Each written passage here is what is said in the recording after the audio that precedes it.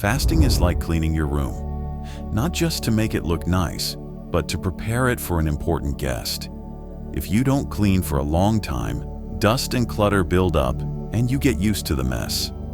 But when you finally decide to clean, you remove everything unnecessary, wipe away the dust, and make the space fresh and welcoming. Fasting does the same for your soul. It's not just about skipping meals, it's about removing sin and bad habits. When we fast, we make space for God's grace in our hearts. It helps us grow in faith and become more ready for His presence. In this video, we will go through 4 simple but powerful steps to help you use this fast to get closer to God like never before. Isaiah 5:20. Woe to those who call evil good and good evil, who put darkness for light and light for darkness. Look at the world around you. Everything is falling apart. It's easier than ever to lose yourself. Whatever you want is just a click away. Hungry? Food arrives in minutes. Bored? Endless videos and games keep you distracted. Feeling lonely? The internet offers quick but empty pleasures. The world gives you comfort, but that comfort is making you weak. This is the enemy's plan. The Bible warns us, your enemy, the devil, walks around like a roaring lion, looking for someone to devour. 1 Peter 5:8. He does not want you to be strong. He does not want you to resist temptation.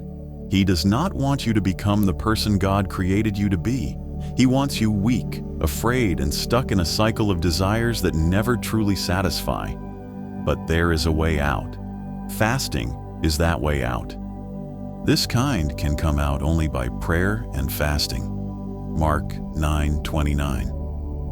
St. Gregory Palamas said, "Just as oil and water do not mix, God's grace cannot live in a body full of worldly desires." Fasting is not just about food, it is a fight against weakness. It is rejecting the world's lies and returning to the truth. When we fast, we break the chains of sin, wake up to our spiritual state, and allow God to make us new again. But we must remember one important thing. We cannot do this on our own. Jesus Himself said, "Without me, you can do nothing." John 15:5. No matter how strong we try to be, if we don't depend on Christ, we will fail. Fasting must go hand in hand with prayer, humility, and trust in God. Without Him, our efforts mean nothing.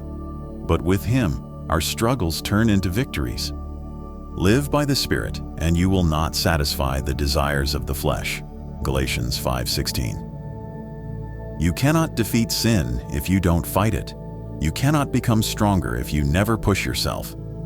Just like a soldier trains for battle, we must train our souls to resist temptation. Fasting teaches us to say no when our bodies want the wrong things. You will feel hungry, but you will say, "I will not eat, because I do not live by bread alone, but by every word of God." You will feel tired, but you will say, "I will not rest until I have prayed." You will feel tempted, but you will say, "I will not give in, because my spirit is stronger than my body." This path is not easy, but it is the only true path.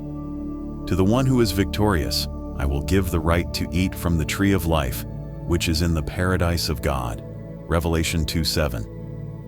If you stay strong in fasting and prayer, you will be closer to God than ever before, not because you earned it on your own, but because God will reward your effort. You will feel a strength that the world cannot give you. You will not just be another person drifting through life, lost in distractions.